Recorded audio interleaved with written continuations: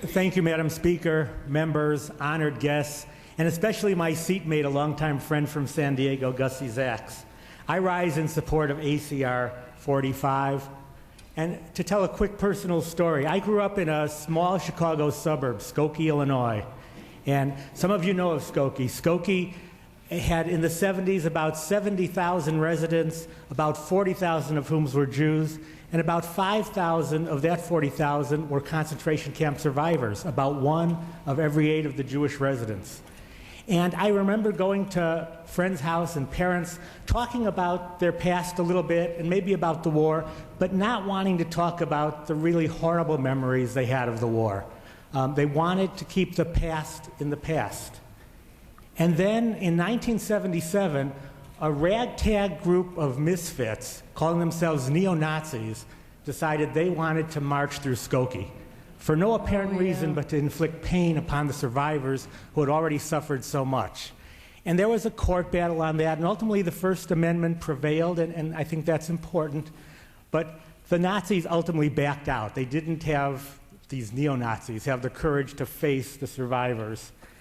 But that non-march, the march that never happened, had a tremendous impact on the community because the survivors decided they would no longer be silent.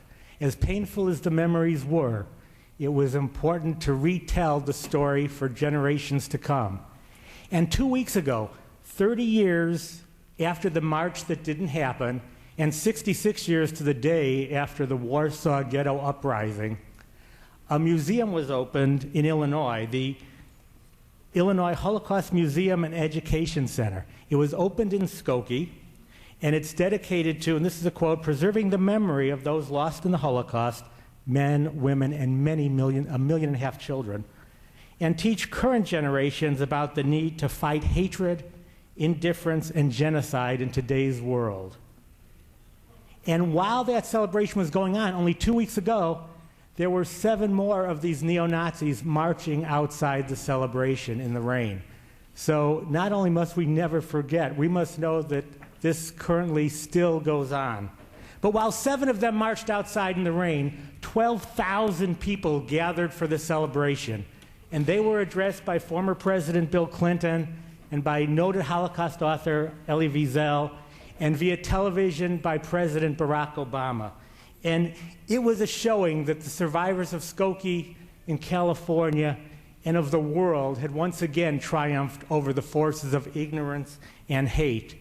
And in that spirit, I urge an aye vote on ACR 45. Thank you.